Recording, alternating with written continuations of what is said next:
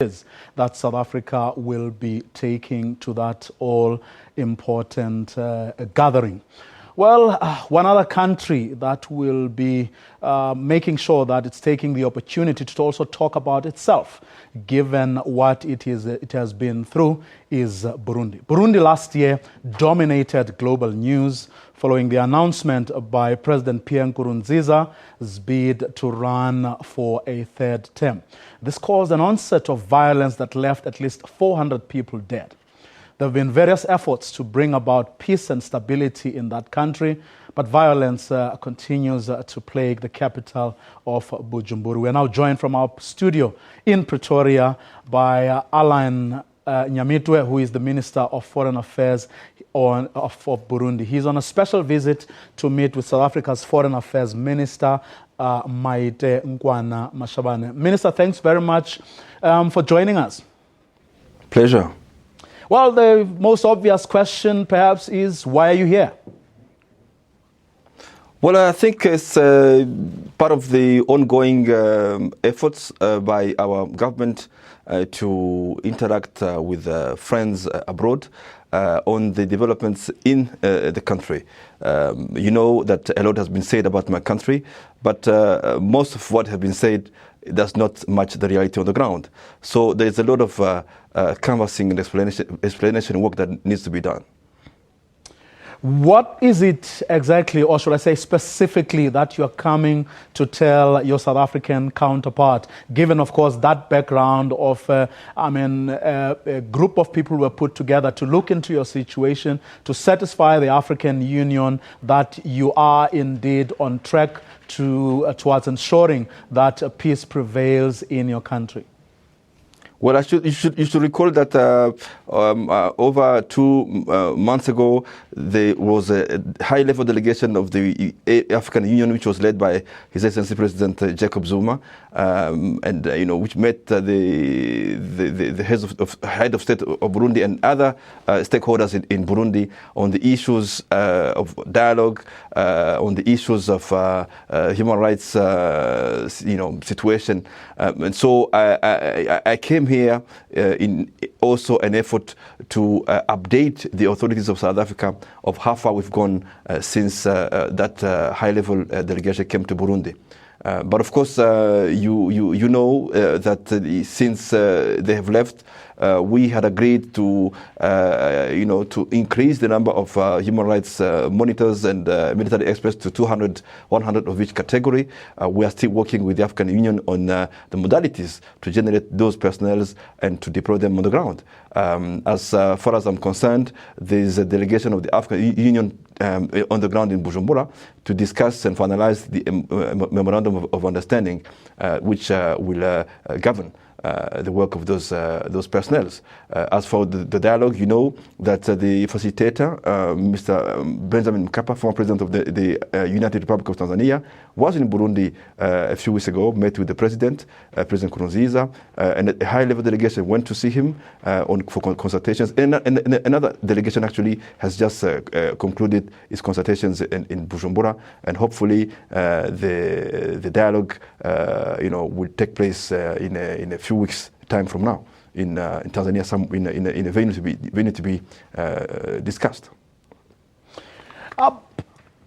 Is everyone on board, though? In other words, when that dialogue begins, we're not going to get any surprises of people who say, oops, we are not keen to be part of this because the preconditions have not been met. Are you satisfied that as the government, you've done everything possible to ensure that the climate conducive to that dialogue taking place is indeed there? In other words, no one will turn around and say, no, we're not participating any longer.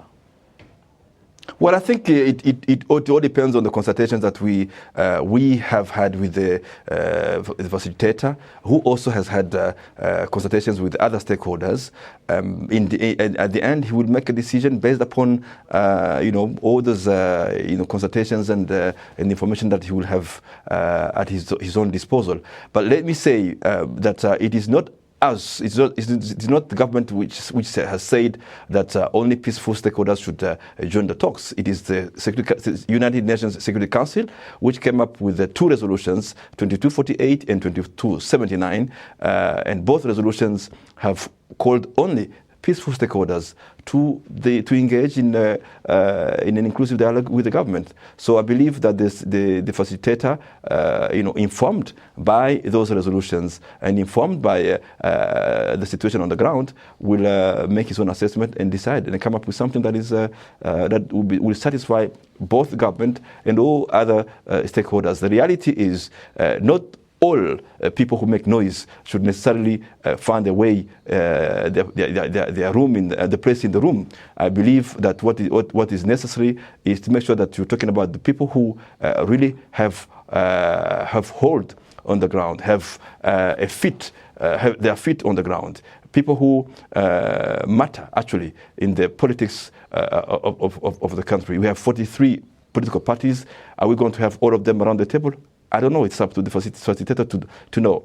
We're having more than 6,500 civil society organizations. Are we going to have all of them around the table? This is not up to me to decide. But the reality is, at the end of the day, you need to come up with a format which we deliver. And that's exactly what we're looking for. Well, monitors cannot be everywhere. Can you say here, without any fear of contradicting yourself, that the violence has subsided and that there are no human rights abuses as we go towards this dialogue? And perhaps more importantly, that you as the government are going to ensure that nothing like that ever happens again? Of course, that is the goal of any government, and that's absolutely the goal of this government, to make sure that no human rights violations, occur in the country. But as you know, the societies, all of them actually, you can't find any that is perfect without any violation of human rights.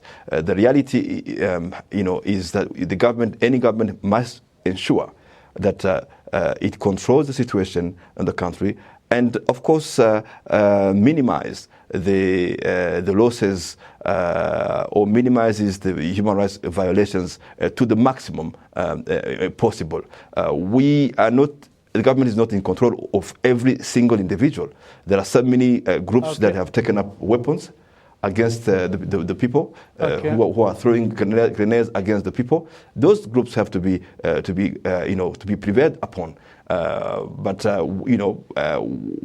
as far as the government is concerned, the security services are doing their utmost to make sure that the situation is under control. And you can see through our history, over the last 12 months, that we are not exactly where we were 9 or 10 months ago.